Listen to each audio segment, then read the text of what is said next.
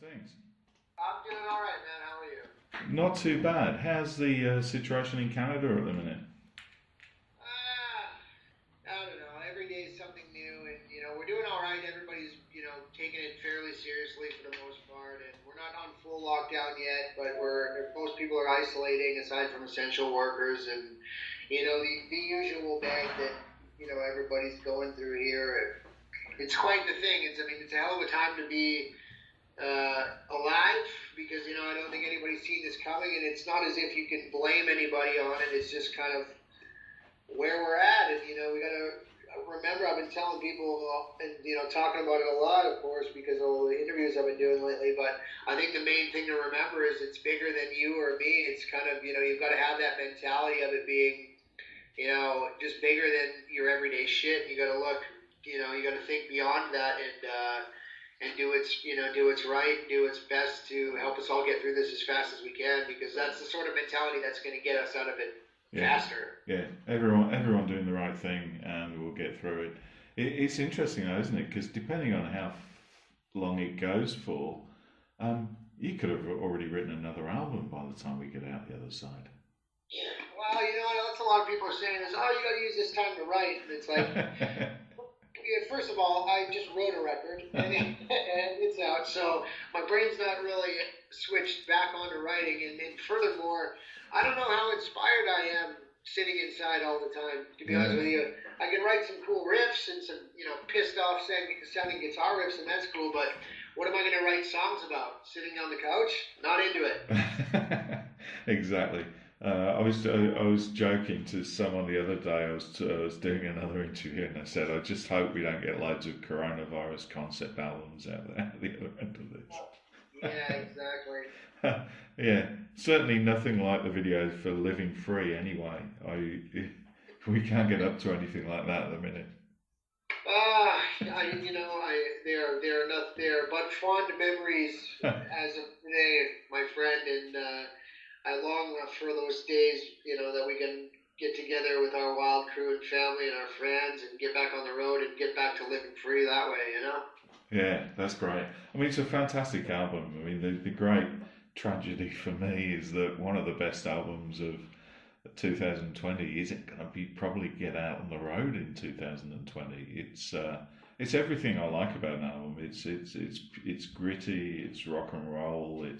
It's all about having a good time, and then right at the end, you just surprise everyone with that 6-minute ballad, which is so cool. It's one of my favourite songs on the album. I was sat there on the first listen thinking, this album doesn't need a ballad, and then when you hear it, it's mind blowing. Great. Yeah, and I appreciate that, and thanks for listening. I write songs. I wanted to write, first of all, the whole record. I put a lot of pressure on myself, and I also felt a lot of pressure from the fans and the team of everybody involved with our band to really write something better than good. I needed it to be, the last record brought us a lot of success because, we toured it for 3 years, so it brought us all over the world, and we're quite thankful for that. And in doing that, I felt it was my duty in order to give the fans and everybody involved with this band something substantial, something that had, some real merit to it, and really came from the most honest place in a way that could get into people's eardrums and into their heads and stay there. And so I put a lot of attention to detail and focus, not only in the lyrics, but in the songwriting and the melodies and everything.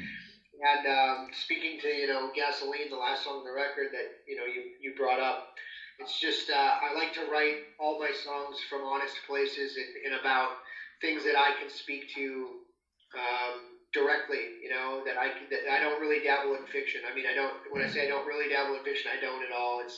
I write songs from personal experience that I know, because I love when you can hear a song and look at a person and be like, yeah, you did that. Yeah, you lived that. And that to me is where the magic comes from, is when it's incredibly honest, and there's nothing short of being soul bearing in that particular song. I just wrote it as a confession, a confession of things I had done in my life, and it started as just thoughts I was writing down in memories, and turned into a song. And I didn't think it was ever going to be a song for the Wild, and I'm glad that it is, because a lot of people have been messaging me and the band and talking about how much it means to them. It's been quite overwhelming to hear the response on that song in particular. And not everybody maybe has been through the same things that I have in my life, and I understand that. But for those of you, the people that haven't, there is a message of acceptance in there, and that's really what it's all about. Is knowing that no matter what you're going through, tomorrow's a brand new day. You just got to get there. It is. It's great, and I think you make a really good point there as well about the lyrics. I mean, a lot of people these days, you're bombarded with so much music that you probably don't take as much time to appreciate that side of things. I mean, sure, if it's a sing-along song, but I hope one of the things that comes out of this lockdown that we're going through is that people will start to actually live with the music a bit more instead of it being a throwaway thing. People will get back to what music used to be, which was something that could help you through bad times and something that was more special, I guess, than it is. That's another thing. That's totally right. That's another thing with the label that I really, really wanted to do was write a record that fully, was a sit down, front to back listen. And that's something that I feel is missing in today's day and age is the whole idea that you can sit down with a record and listen to every single song on it. So many people now are focused on just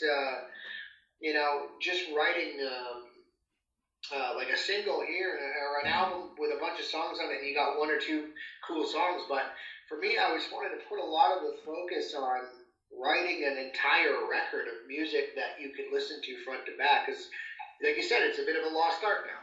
Yeah, and I think you've done it. I mean, I've heard a lot of great albums, and I obviously listened to a lot of music over the years. But if this was your debut, this would be right up there with one of the best debuts. I love some of the new bands that are coming through, especially in Europe, like the New Roses and stuff like that.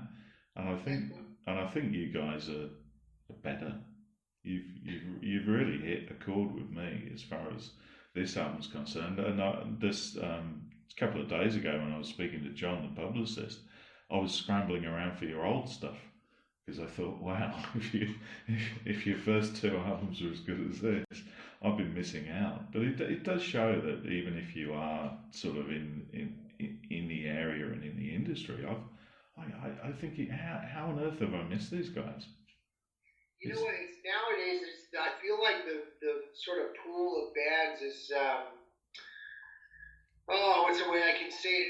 The internet really gave everybody a voice, okay? And that's great. But let's face it, not everybody deserved that platform, in my opinion. Yeah. And in doing that, it really sort of sullied up the waters of there being so many bands and oversaturating the market.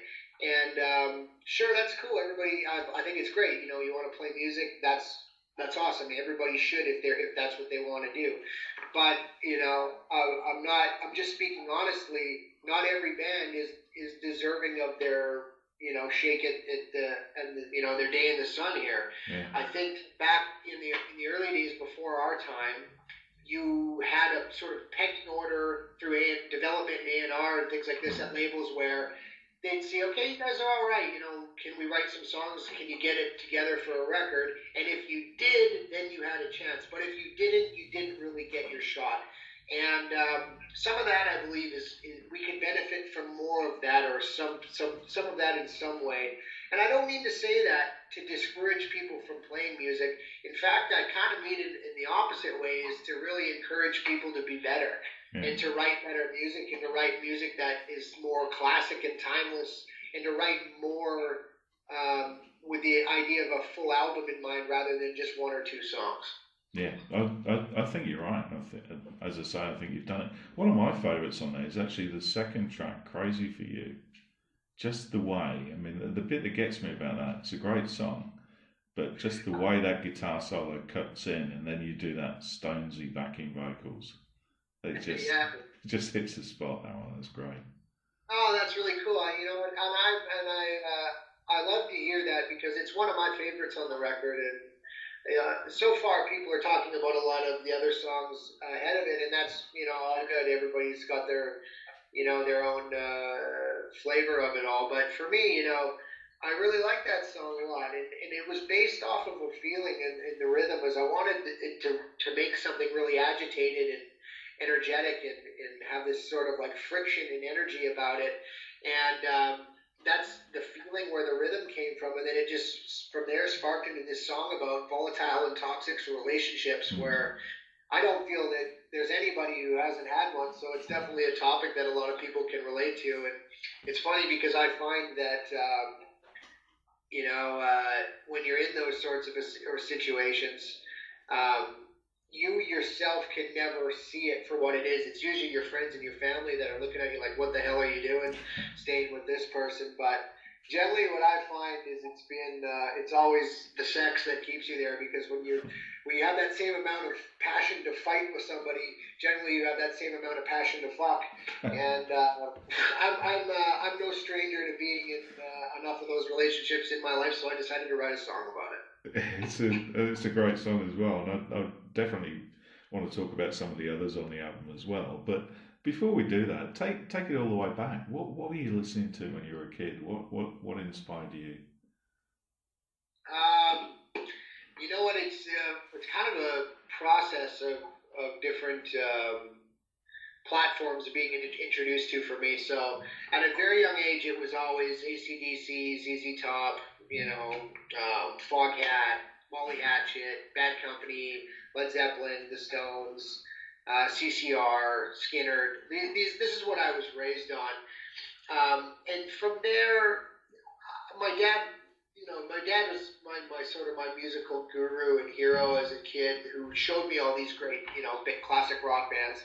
And in addition to that, somewhere along the line, my dad had showed me Stevie Ray Vaughan, and when I got into Stevie Ray Vaughan, then I started to work backwards again through my dad with the blues, and get into the Delta stuff with Howlin' Wolf and Son House and Muddy Waters, Little Walter, and there's so many of them, and the relationship of understanding how the blues impacted rock and roll, and how it was really the blueprint of everything, leading into Elvis and Chuck Berry and all of that.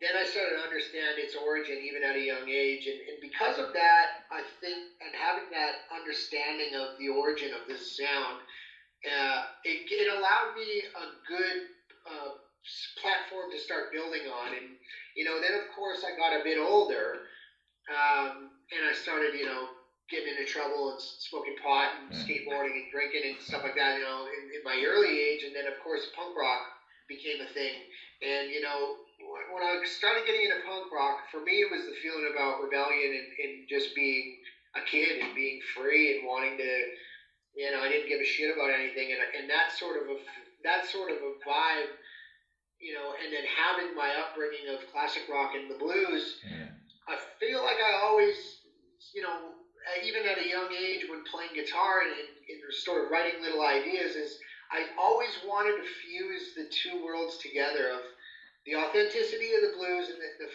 sort of the musical structure and compounds of the blues in the earlier traditional classic rock and roll stuff, but with this energy of punk rock, and the energy of punk rock and the feeling of punk rock, and just the grit of it all. And I think that's sort of the basis of the Wild, in a way, is those sort of platforms in my early years, and just being so engulfed in all of that stuff, and being obsessed with, like I was, as most of us are who are avid music listeners, it was everything for me. It was all day, every day, and there couldn't be anything that could take me away from it. I needed a guitar in my hands. I needed those records. I needed those music videos, and I just wanted it all. I wanted to be like my heroes in every possible way I could, and as the saying goes, be careful what you wish for, because you might just get it. So the guitar came first for you, is that right? Yeah, absolutely. It all started for me.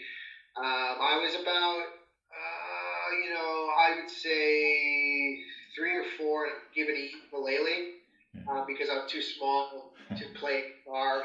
and I took that ukulele everywhere, and I was at that time I was going to my grandparents' house, and they were really big Elvis fans, and I was really captivated by watching Elvis on TV and the way he would move and the way the girls would scream when he would move, and everyone was just so enthralled by his performance and his being. And I can even remember being that young and being like, what is this, and how can I do this? So I remember starting to sort of like emulate his moves with my little guitar and stuff. But so goes the story. And then after that, I think I was about 7 or 6 years old, where I actually started playing the guitar and started like learn songs and stuff like that. And yeah, it just, again, it took over me completely, like the hardest hitting drug I've ever done. It just, I couldn't shake it. I still can't, 34 years old now, and it's everything I wake up and go to bed thinking of. I love rock and roll, man.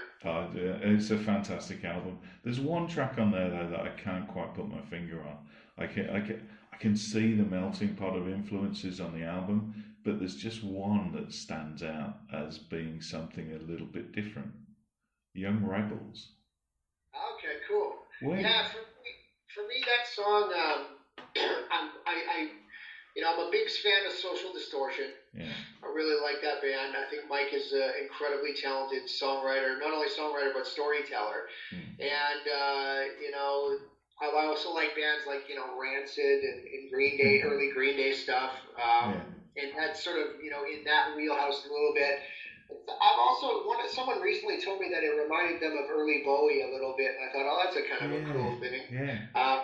For me, that song was just and I had a son a year ago, and it was right around the time when I was writing that song, and his name is Rebel, and I was playing that chorus to him. I didn't know it was the chorus of the song. I was just singing to him, "Hey, young rebel."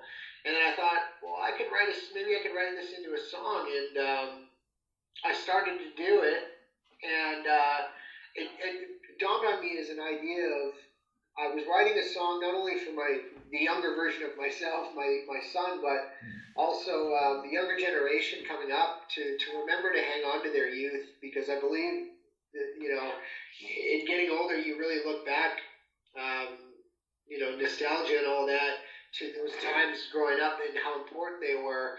But I also wanted it to be a message from someone, who was once in their shoes, to say that just because, you get a bit older, it doesn't mean you have to lose that train of thought and that personal freedom that you attach yourself to in your youth. Being that those are the best days of your life, they don't have to end. It's just a state of mind. And I think that's something that I've always really, really gravitated towards, as a core value or a core belief in myself. And because of that, the song came across from a very honest place, and maybe that's the difference of that song that you're hearing than the others. Yeah, it's cool. I mean, I love everything on the album, but the ballad, and for me, the second track there, "Crazy for You," are the ones that at the moment changes every day. There. We've got a podcast, and we'd love you to answer a couple of questions for that podcast. It's a bit of a lockdown special. So if the government invited you to break your quarantine and you could sit around a restaurant table with 4 invited musical guests from any point in history, living or dead, who would they be? Great question. Let's see. Straight away, I would... it's a toss-up between Bon and Mal. Oh, wow. Yeah. So who would you choose? Would you choose Bon or would you choose Mal? I'm not sure. I think, I don't know. But let's come back to that. So I would go... Oh, who would I go? Chuck Berry. Yeah. I'd like to hang out with Chuck. And I think I'm going to go all guys who are of all past.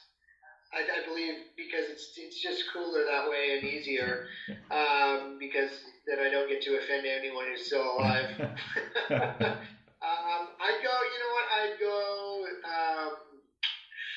I'd go Chuck Berry, I'd go Angus, I'd go Mal, and I'd go Bon. I'd take them both. Yeah. And who would be my fourth? I know I'm going to forget somebody here. I'd probably throw Elvis. I'd Yeah, probably say I'd throw an invite to Elvis and see if he wanted to come hang yeah. Save a seat for the king. Can't be bad. If you could have been a fly on the wall for the creation of any great album, just to see how the magic happened in the studio, what's the one for you? Oh man, that's hard. I would be either be Power Age or Highway to Hell. I think. You know, Power Age is my favorite Yeah, AC/DC record. You know, I also really love Highway to Hell, but there's something about Highway to Hell that just with Mutt and the songs themselves when they yeah, were being crafted and they were being put to tape that I think that apart from being how iconic they are, that there's just something about the process that I think I really would have loved to have been, you know, a fly on yeah, the wall just to see that whole thing gone as a process.